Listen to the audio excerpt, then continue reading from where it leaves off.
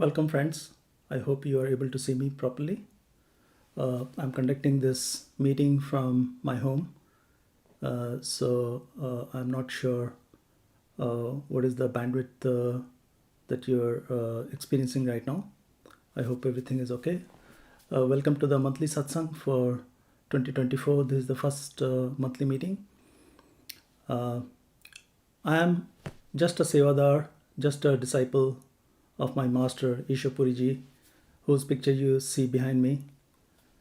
Uh, I'm just an ordinary person. I'm not a master. I'm just uh, experiencing, like most of the satsangis, what it is to be a near perfect living master who was in the midst of us. And we had great fortune of spending time with our beloved master, whose picture specifically for me, Master Ishupuriji. So on his command, I'm doing this uh, work. I'm just trying to follow his order to the best of my ability.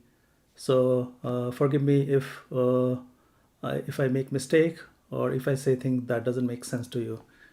You can all blame it to him. Uh, and as I said, I'm just doing this on his command. So all the results are with him. If you are experiencing something good, it is because of him. If you are experiencing nothing, that's because of him.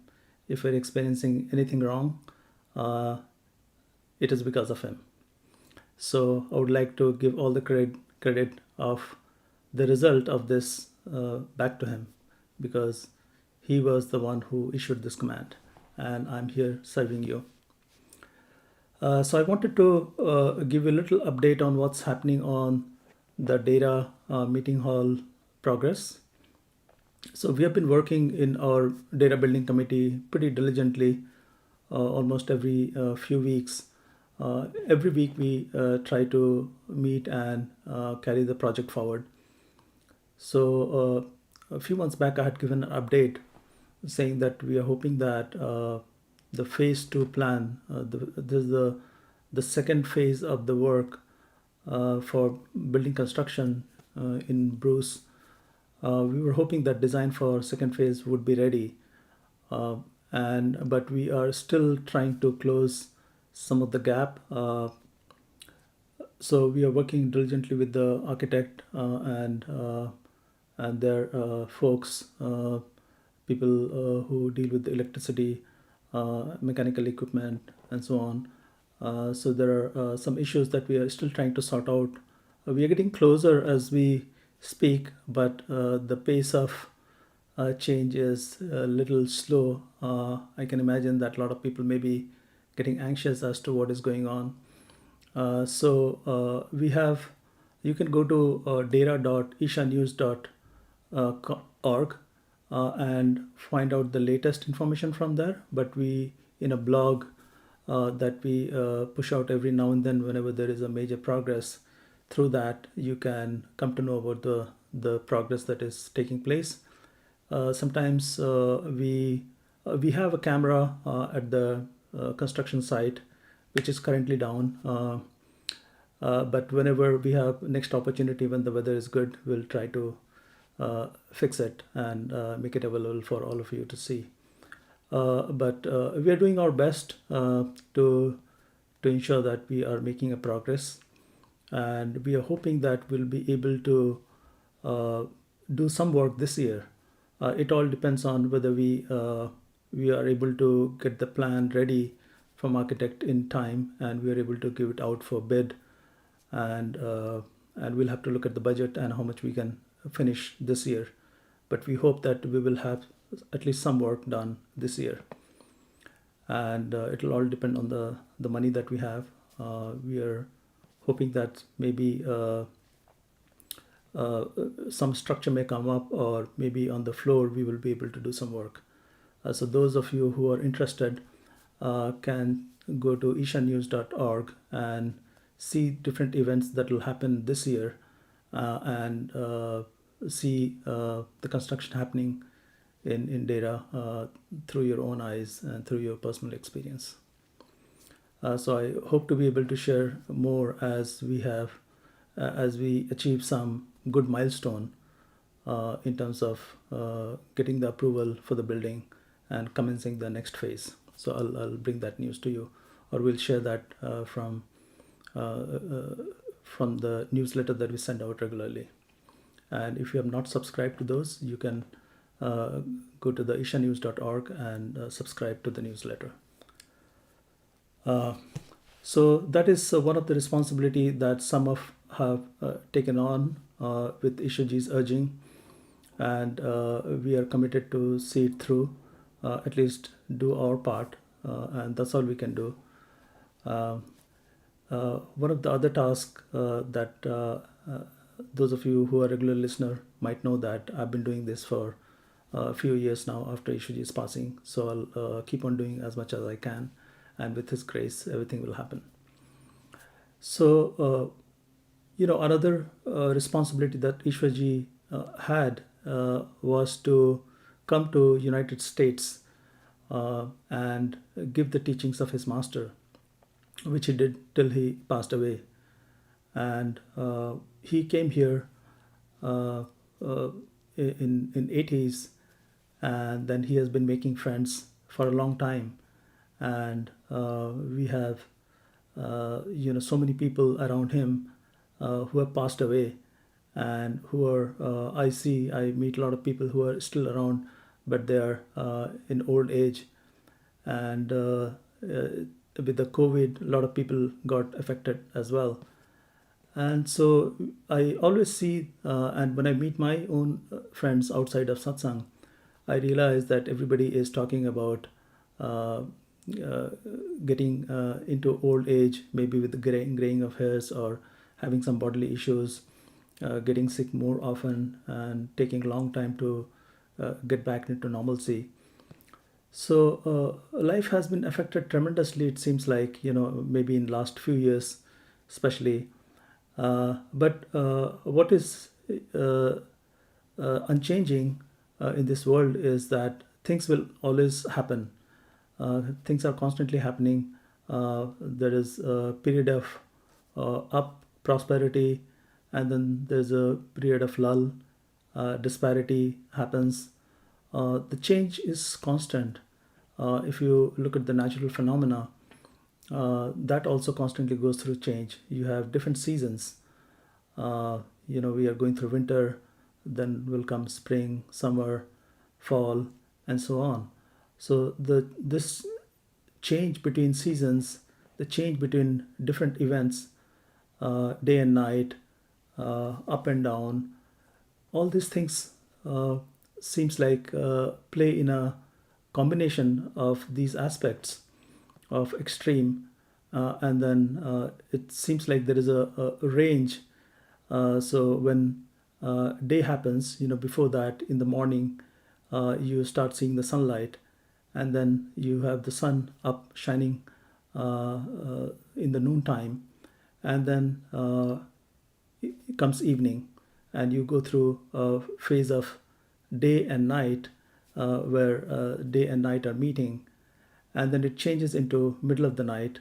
So if you see around us, change is constant. It's always happening. And because of the change, we are able to perceive one versus the another.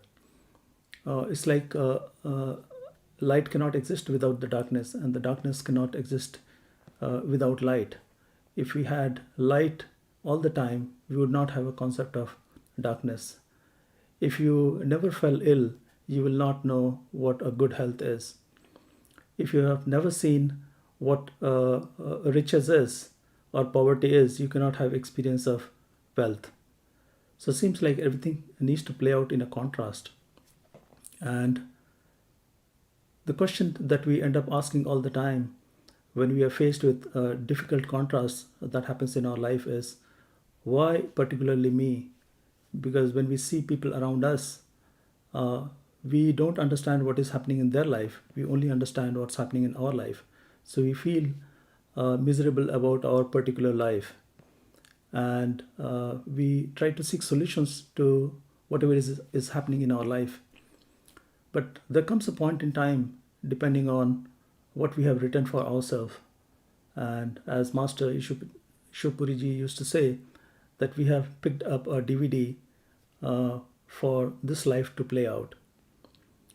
And this life that we are experiencing is because of what we have set our script to. And but it's sitting here in this body and playing out this role. It's very hard to conceive that we chose this for ourselves. I often wonder this for myself, that is that really true? Everything is predestined. Then why am I still suffering? Why can't I convince myself that this is the script I have chosen for ourselves? It doesn't matter if somebody tells you that this was supposed to be the outcome. We are very hesitant to take it at its face value. We definitely question these things, whether this is really true or not.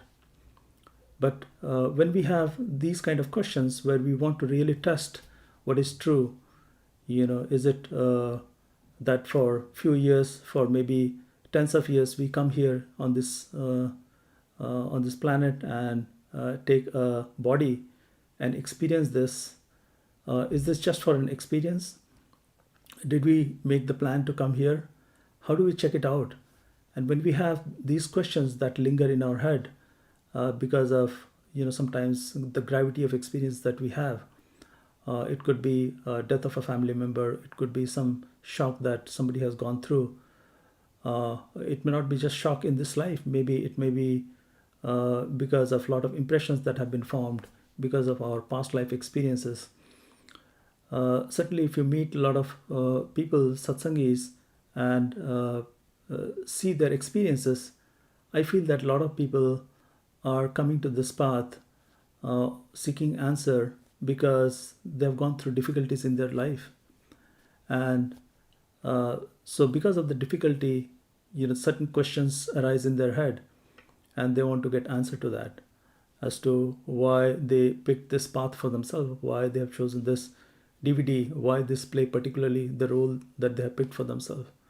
Because in some cases it's very extreme, and it's hard for us to believe that we, consciously knowing this, that we would be playing this role in this body, we would have picked this. But masters, because of our seeking of these questions, they somehow appear in our life and try to convince us, try to play a role of friend, and tell us that it is us who decided, but we don't have to really take their answer at face value and accept it as is. But they, masters, give us a way of checking out the reality by going inside. One of the most important role of master is to lead us in the right direction. And our master, Ishupuriji, and other masters in the past who have known the reality for themselves, they have tasted what reality truly is, and they're speaking from this place of truth. They tell us that we cannot find the solution outside. Outside is just for an experience. But if we truly want to know, if we are just experiencing this body, this creation that we see outside, if we are different from these experiences, then we have to go inside. And outside is just a projected universe that we are creating for ourselves. And the one that is projecting everything is sitting inside us. And we see the changes happening in our body, not only in this life, but if you believe that we have had previous lives, we did not have the same physical body, but we had taken different garments, not only the same sex, but we might be living in completely different bodies, and not necessarily we carry on the same sex as well. So if you're born in this life as a man or a woman, you necessarily may not have the same gender in your next body, or in the previous body that you had. So, but if we are just changing the bodies, then we are talking about something that is experiencing that change in the body.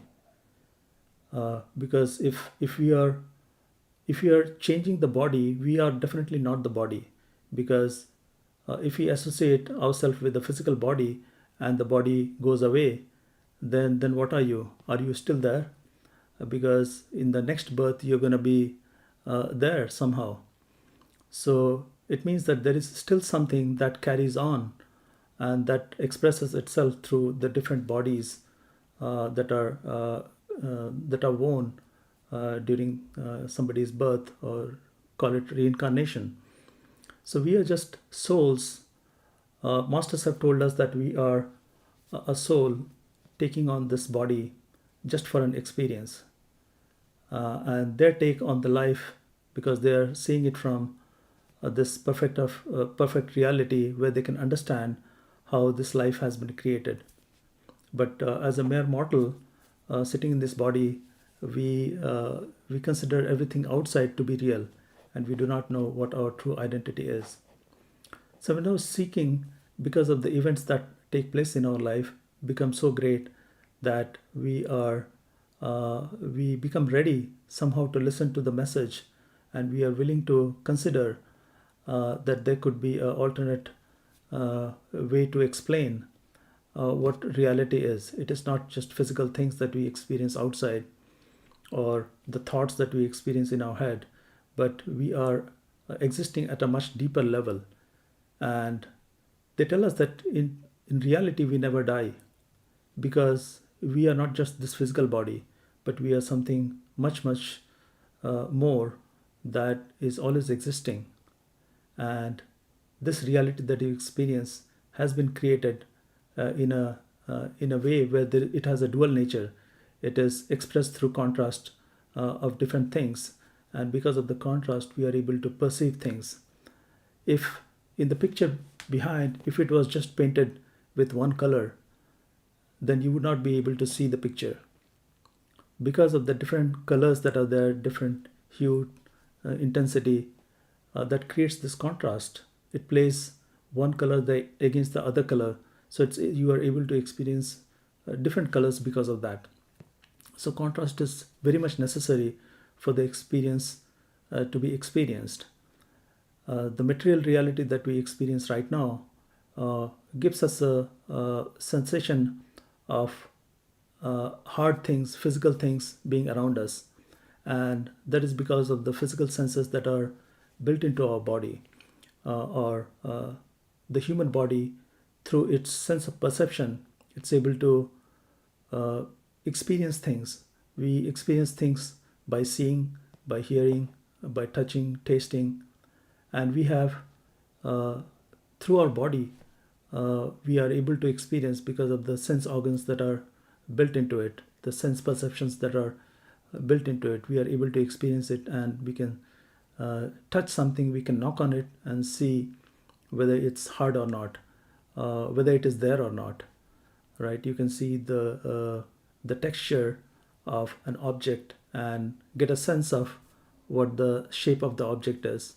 You can look at its shadow, and that also helps us detect the reality. We are able to get a sense of depth of any object, the volume of an object, through seeing. And through touching we are able to experience different facets of these objects that you experience, and we gain certainty about our experience that okay, this is real. But masters have told us that this is how reality is created, by experiencing what one sense gives against the other. So through the perception of eyes, through seeing we are able to see an object. But if you are also able to feel it with your hand, if you are able to knock it and hear sound, then you will get a stronger reality that this object exists. In fact, surprisingly, I see nowadays new developments happening in the technological field, where things are being projected into maybe glass or a vapor. That also gives you a sense of physical reality. And the technology has become so advanced that it is very hard to understand now whether something is really floating in front of your eye, or it is being created through some apparatus. In fact, nowadays the TV projectors have become so thin that you can't even see the projector being around, and yet the movie or a TV is there on a screen. The device can the device that is projecting, which has been miniaturized and hidden, is still there, and it is projecting on a big screen. So it is, and the reality of or the clarity of the picture is such that it's very hard to imagine that it is being projected from such a small device that you cannot even see. So it is becoming more and more real. But when things become so magical that you can't understand whether it's real or not, that's when we get confused, and we don't know what is real, what is not.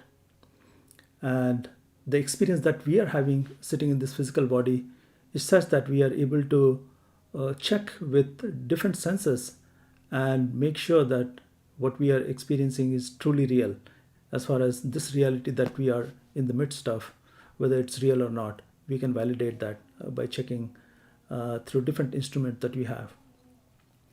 But that gives us such a strong sense of this reality that we cannot conceive that there is another reality possible as well, and we don't understand uh, that what else can be real. If we don't perceive through our physical senses, can something else be real or not?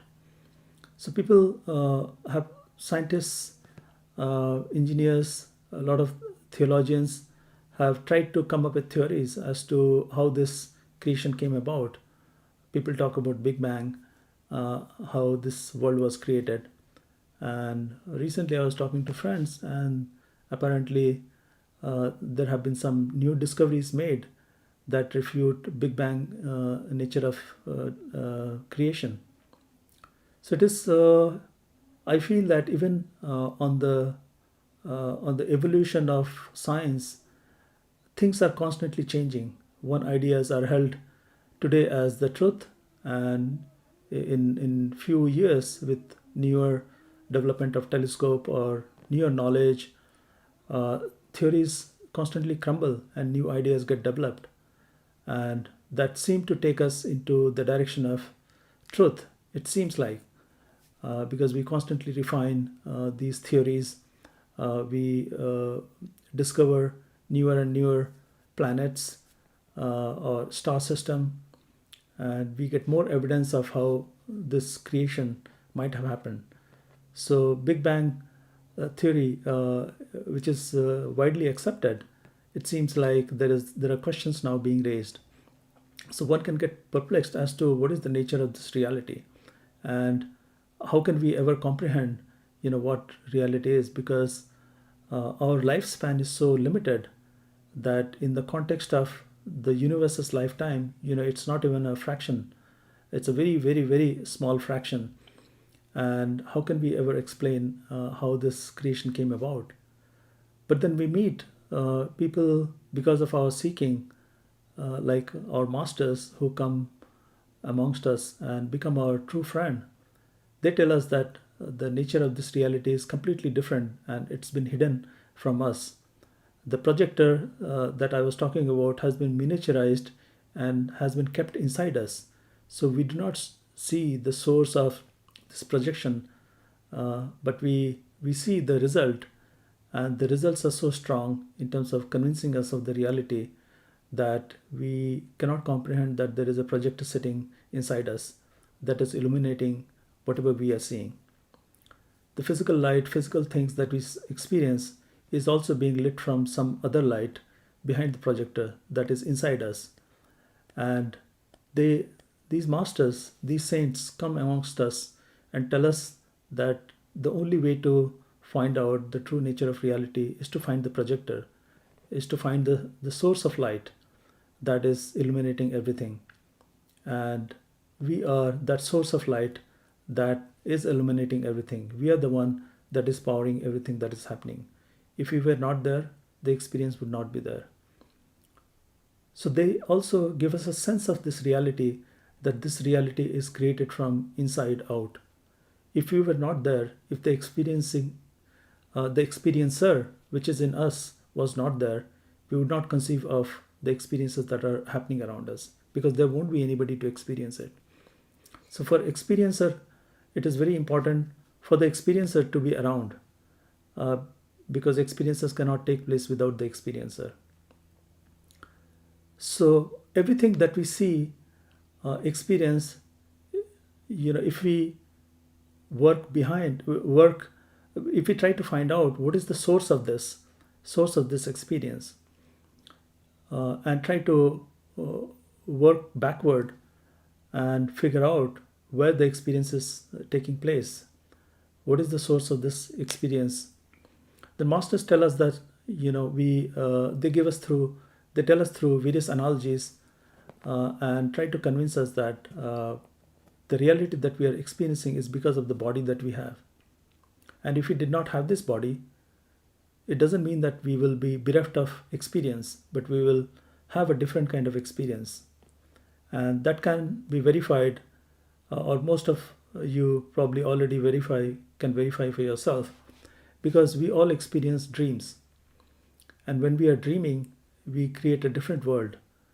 We don't experience this physical body that is lying in the bed, but we experience a completely different world. And sometimes we also wonder in that dream body, what is the nature of our reality. And sometimes we can remember that we had a physical body.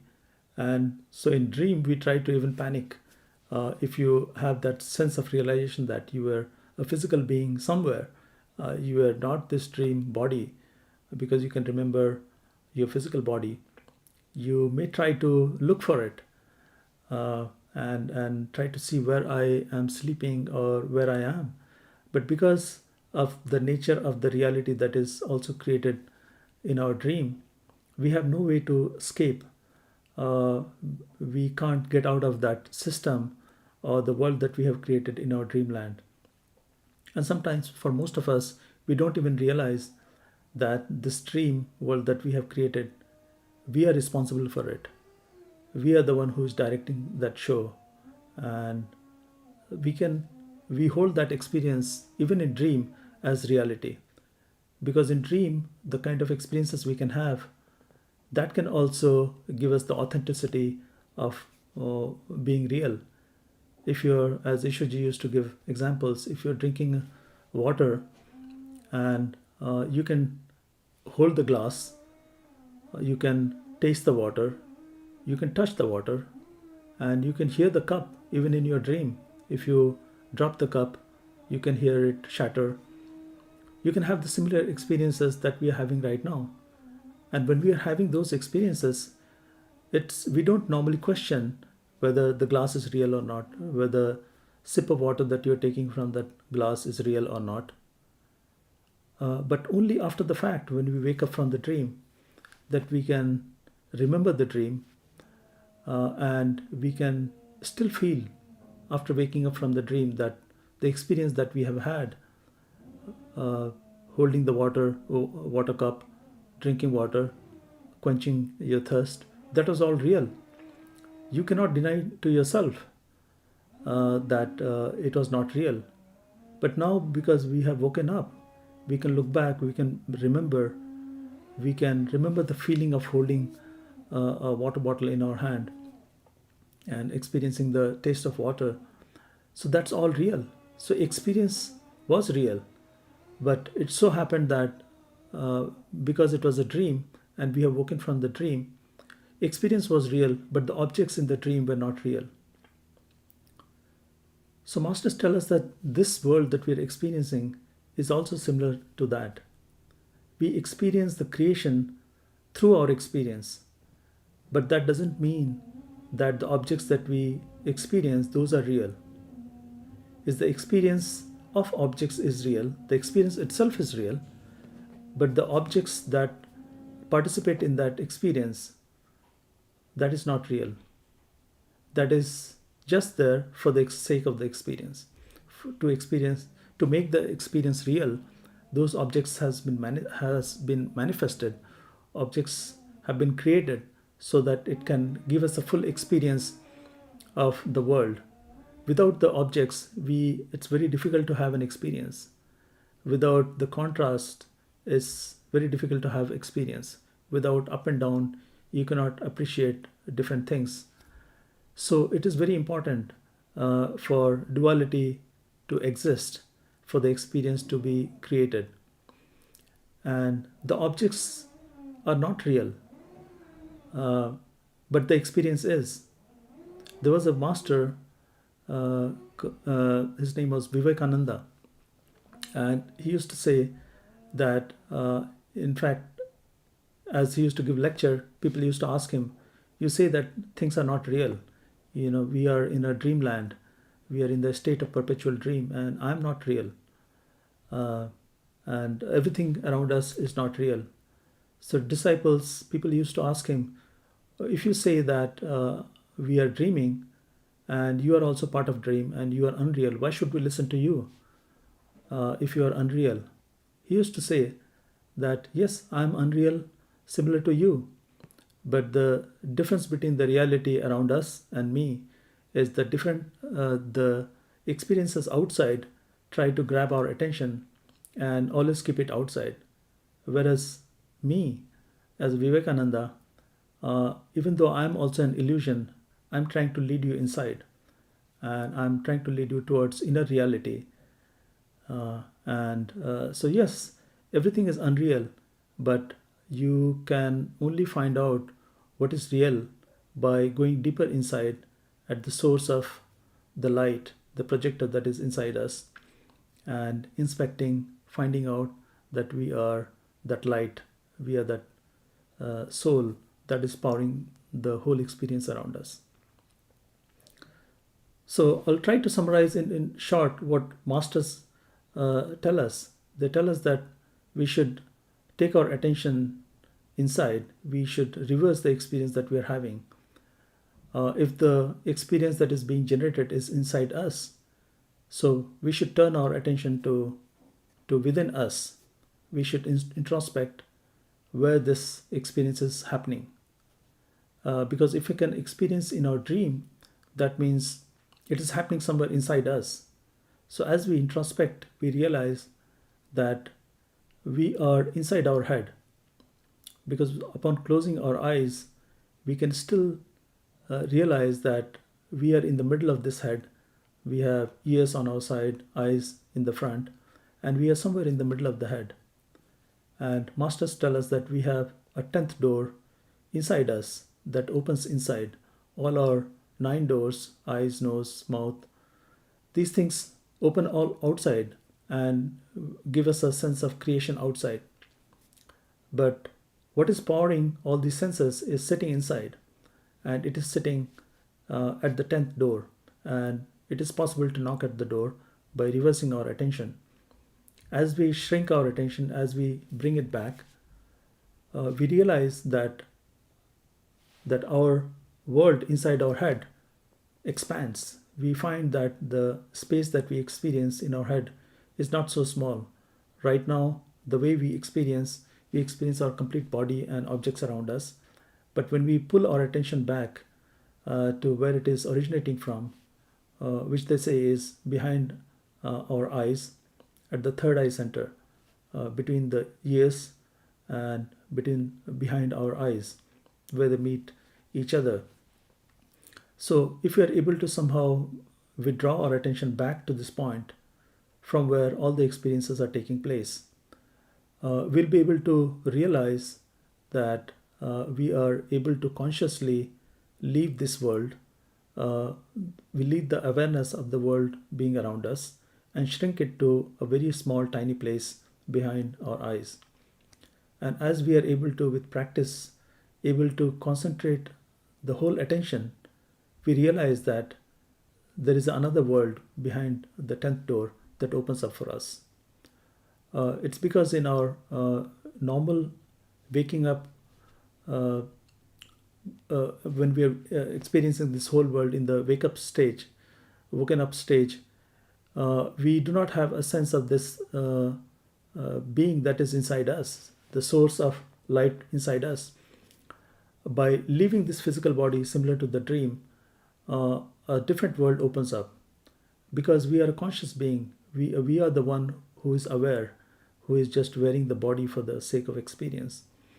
As we are able to drop the body, drop the experience, then we realize that we still are around, and we are able to understand the nature of this other reality that we can experience by withdrawing our attention completely from the senses. So they tell us that through meditation, through the practices that they give us, a simple approach of withdrawing our attention from the external objects, external world that we experience.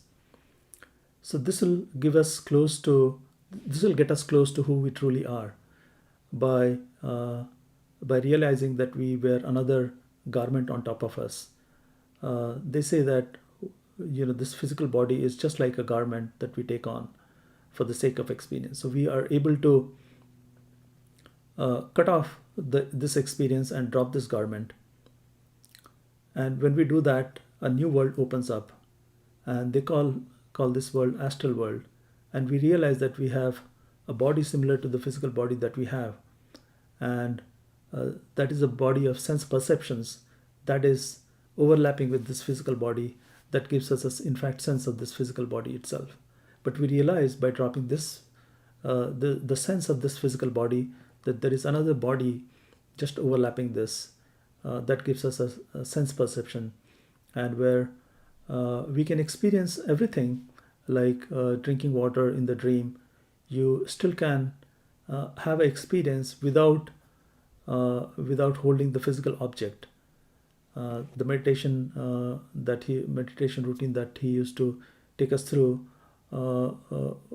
used to convince us that there is a way to experience a reality by just playing in some imagination. He used to tell us how to do the orange juice experiment, where we would fill up our whole body with orange juice, and he would give instructions where we are able to take our attention through different parts of the body, and can imagine that our body is filled up of orange juice, and we are able to control the amount of orange juice in our physical body. So he showed us that our attention can be manipulated.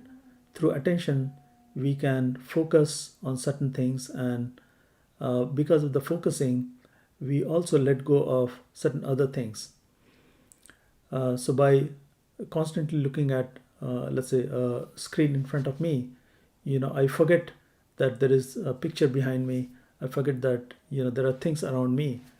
That is the nature of attention. By putting attention on anything, we gain more knowledge about the thing we are paying attention to, and we also detach ourselves from the reality that is around us. At least for the time being, we lose the awareness of things around us. So by shifting, by manipulating, or by playing with our attention, we can withdraw the attention from this physical body, and then when we are at a point where we have more concentration of awareness inside our head, at the third eye center, where we have lost awareness of everything around us, and we find ourselves into this space that feels like there is full of darkness. We also find that there are sounds happening, there are things happening inside us. This will only happen when we have cut off experiences from outside world, and we are able to experience something else. That's a natural consequence of detaching ourselves from certain realities, which is physical reality, in the meditation. So we become aware of other realities where we can see more light, we can hear more sound, and we understand through our imagination, we are able to delve into a different world, and which is a bigger world than the world that we have right now, that we experience through our physical senses. Because in that other world, the world of imagination or astral world, where you can still perceive everything, but without the limitation of the matter. And we are able to fly around, and we are able to cover more ground through our mind. We are able to automatically fly. We are able to travel great distances uh, in that lighter form that we have. But that is another reality that is possible, that is just behind this physical body. And they tell us that it's possible in our physical life to get a taste of that. And that's all possible through a systematic process of meditation that he taught us. And they tell us that the reality is playing out in multiple folds. And that is not the only reality, but there is another reality behind that. And so that it's possible to find that reality as well. And the physical world that we experience is the outermost reality. And we can, behind that, there's an astral world. And even behind that, there's a causal world where we are, as according to masters, we can grasp the reality in one go, where we don't have separate senses communicating to us the knowledge about this world, about the reality or the experience. But they tell us that that still does not, that world, the causal world, which gives rise to all the experiences in subsequent worlds, that is not the final reality. That is still a creation of mind. And mind is different from what we truly are. And they tell us that it's still possible to go beyond that and get a sense of who we truly are as a soul, as one being that is in amongst all of us, the spark that is playing out, that is within all individuals, all life forms, that is all one at the end of the day. But it's very hard to discover that ourselves without a help of a perfect living master. And these masters come amongst us to play this vital role of being a friend, a true friend, without any conditions. They give us love. We experience tremendous love in their company, where they don't judge us. And they, in normal life, we don't experience this kind of love where somebody is completely unconditionally loving somebody without any return coming back to them. They give us love without any judgment. They don't care about our background, how much money we have, what our past has been. They understand that we are just in this world to experience certain reality. Because we are soul, we ourselves, uh, as a soul, we don't have any karma. We are just playing out something that we have picked up for an experience. So they see us through that lens, where they don't differentiate between us, where they truly see our soul that is seeking a release or want to get away from the experience that we are in. And they are one of the mechanisms, according to Indian spirituality, uh, that most of the religions are founded based on uh, somebody, the founder of the religion, seeing the truth for himself. But over time, the messages get lost, and people build buildings and start praying in those buildings and forget the true essence, why these founders founded the religions. In most cases, the founders themselves don't found any religion, but the followers do. But the message gets lost. And so masters tell us that we can find these realities because the love that we experience through them uh, somehow pulls us in a way that can take us beyond much beyond our mind, our thought process. Most of our life is driven because of our thinking. Uh, we normally don't experience this unconditional love because uh, pretty much everything in this world expects something in return.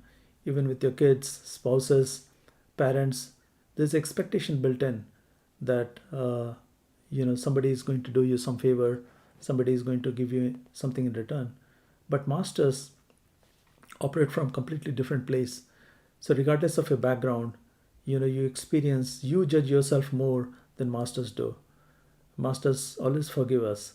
They can truly see us for who we are as a soul, and they understand our plight.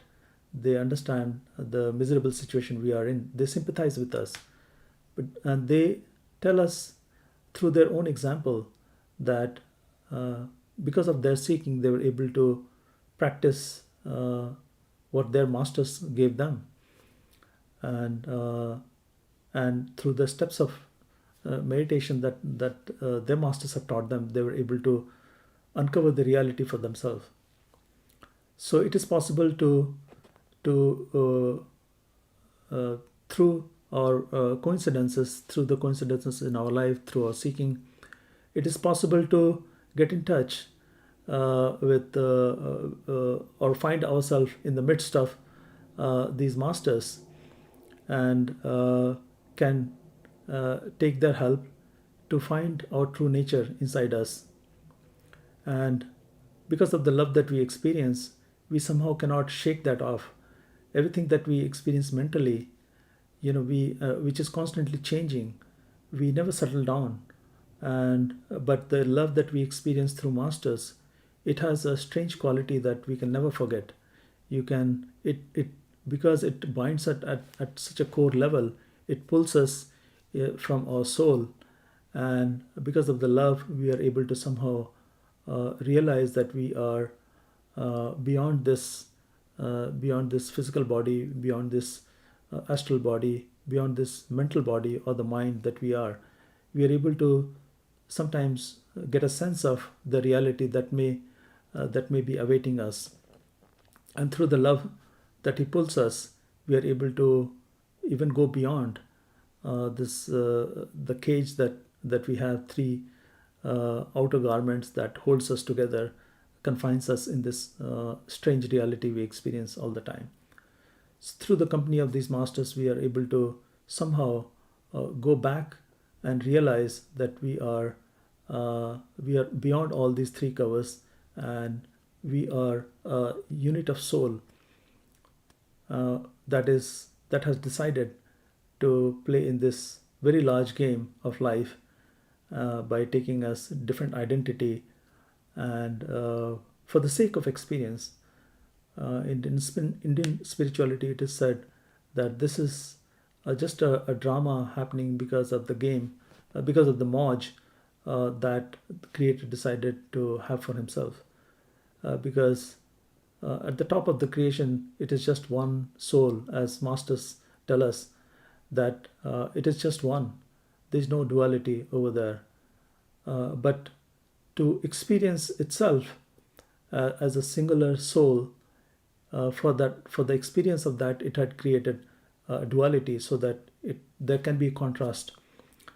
You can have a world created that is artificially created, that depends on duality, that when measured against or contrasted against the single soul, where there is no duality beyond all this world, then you have this contrast that is created, a world without duality being contrasted with the world that is full of duality. That's when you realize that okay, there's a single world. There's a soul. We are all soul, part of that large soul, that is experiencing different things in dual world. So it is possible to, according to the masters who themselves have experienced that place from where they can see how the game is being played in our life, in this whole creation, and they always operate from that place beyond time and space, and can hold our hand and take our attention back. So through the process of meditation, we can slowly peel these layers and have an experience of this totality of awareness, from where everything is being created from inside out. Uh, I would like to thank all of you who could attend this satsang. I'm going to have satsangs from home for next couple of months. Uh, and like everybody, I'm also trying to live in this world, and I'm of this world. So I'm trying to reduce a little bit of travel because I've been traveling quite a bit in last couple of years. But I'll talk to some of you. I am always in touch with you either through email or other means. So I'll get to see you in person maybe in a couple of months. And we have in ishanews.org, we have laid out what events are going to happen when. So if you're planning to visit Dera, Bruce Dera, you're most welcome. And let us know if you want to do any seva, be it physical seva or any other like bookkeeping or maybe even computer related work. We have need for sevadas, and you're most welcome to do any seva that you want. With that, I wish you a very happy new year, and I hope you all make progress in the meditation. Thank you.